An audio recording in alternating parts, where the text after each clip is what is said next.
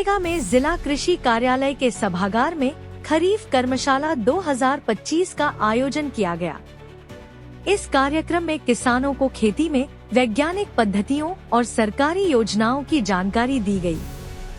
कार्यक्रम के मुख्य अतिथि के रूप में उपायुक्त श्रीमती कंचन सिंह और उप विकास आयुक्त श्री दीपांकर चौधरी मौजूद रहे।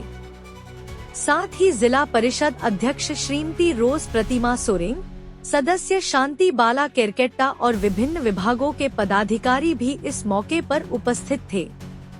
कर्मशाला की शुरुआत दीप प्रज्वलन से हुई और फिर जिला कृषि पदाधिकारी श्रीमती माधुरी टोप्पो ने सभी अतिथियों का पौधा भेंटकर स्वागत किया। उन्होंने बताया कि राज्य और केंद्र सरकार किसानों के लिए कई महत्वाकांक्षी योजनाएं चला रही हैं। मिलेट मिशन योजना के तहत किसानों को मोटी अनाज के उत्पादन के लिए प्रोत्साहन दिया जा रहा है और 31 अगस्त तक किसानों से रजिस्ट्रेशन कराने की अपील की गई। इसके अलावा टपक सिंचाई योजना की भी विस्तृत जानकारी दी गई। उपायुक्त कंचन सिंह ने किसानों को संबोधित करते हुए कहा कि खरीफ मौसम में वैज्ञानिक तकनीक अपनाकर उत्पादन को बढ़ाना बेहद जरूरी है। उन्होंने मोबाइल ऐप और इंटरनेट के जरिए पौधों की बीमारियों की पहचान और उपचार करने की सुविधा पर विशेष जोर दिया। साथ ही उन्होंने स्थानीय उत्पाद जैसे जीरा फूल चावल और उड़द दाल की प्रोसेसिंग और वैल्यू एडिशन पर बल दिया, ताकि सिमडेगा की पहचान पूरे राज्य और देश में बने। उप विकास आयुक्त ने कहा कि सिमडेगा की जीवन रेखा कृषि ही है।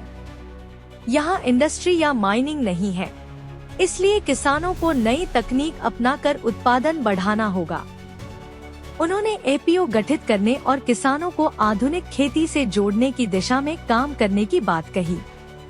इस मौके पर जिला परिषद अध्यक्ष और अन्य पदाधिकारियों ने भी किसानों को समय पर बुवाई और वैज्ञानिक खेती की सलाह दी। बड़ी संख्या में एटीएम, बीटीएम और किसान इस कार्यक्रम में शामिल हुए। लगातार मिलती रहे और उनका समाधान करने में हम सफल हो पाए।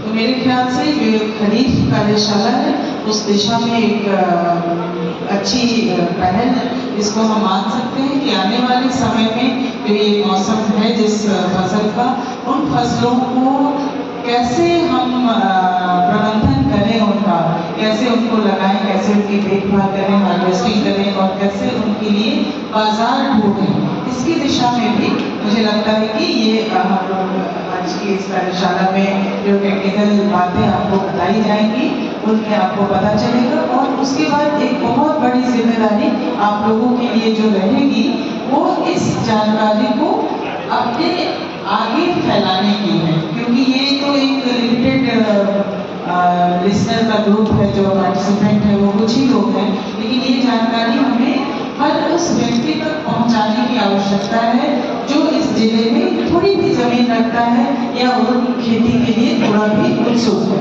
तो अगर उसके पास जमीन है तो कैसे उस जमीन पर हम लोग कौन से मौसम में कौन सी खेती करके उस लाइवलीहुड को सपोर्ट कर सकते हैं, उसको अपने जीवन यापन के लिए जो आवश्यकताएं चाहिए उसको